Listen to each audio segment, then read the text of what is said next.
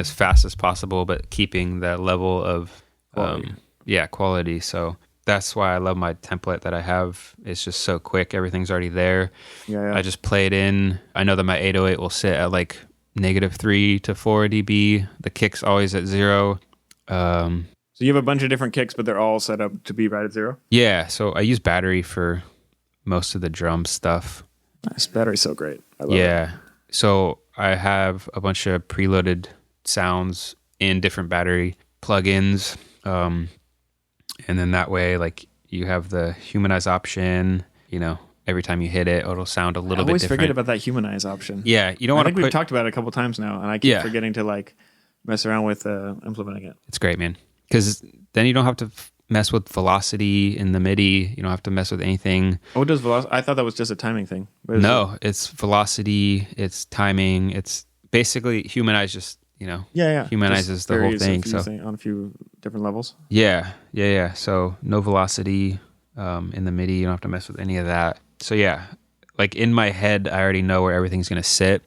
Yeah. Because with pop, it's so simple. Like there's cool different elements. You could find like a cool sound. You could do something cool with this, but it's, you know, pretty much the same structured, simple shit.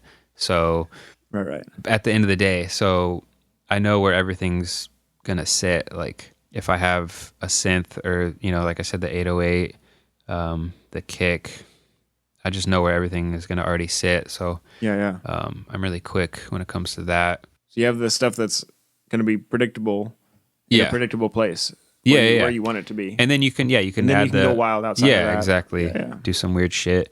And then the stuff I have on my mix bus to the masters, pretty much all the same because I've never got a complaint on my mixes. So I'm just assuming they sound good. Right. Just roll with it if it ain't broke.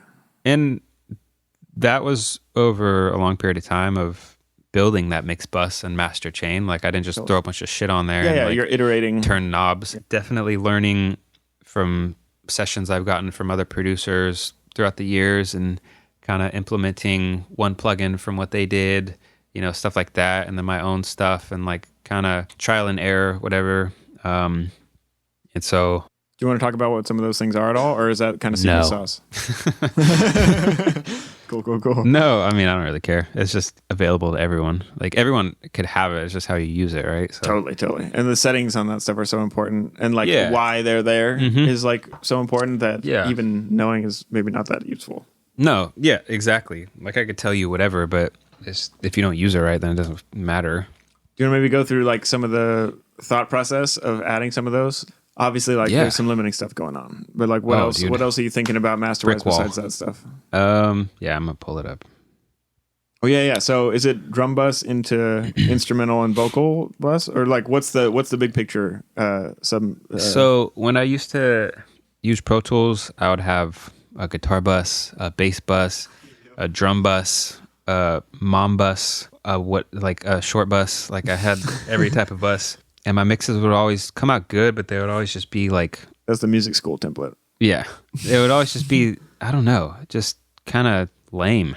So... Like you didn't like the sonics of it? Or you didn't like the layout? It was just too much. Like, that's another thing people don't realize is, like, stop doing so much because it's not productive. Like, and that also goes back to the source. It's like an over-processing kind of a conundrum. And I think most of the issue then was just working with shitty sounds.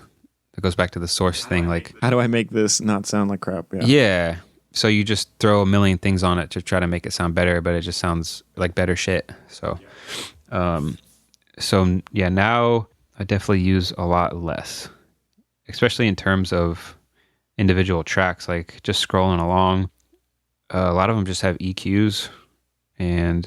You know, there's occasional effects type whatever, or width plugin, or reverb, or virtual mix rack, or whatever little. But for the most part, I'll use EQs and something, you know, pretty subtle stuff. Yeah, some type of effects like a RC20 or like a Liberator. All right, everyone, thanks for checking out the episode. Be sure to check out the show notes for music by this week's guest and more info on the things we talked about. If you enjoyed the podcast, please tell your friends, leave us a review, or subscribe on the Bandcamp page. That's makingrecords.bandcamp.com. You can also subscribe to my own samples and loops at producebydav.bandcamp.com. Thanks so much. We'll see you next time.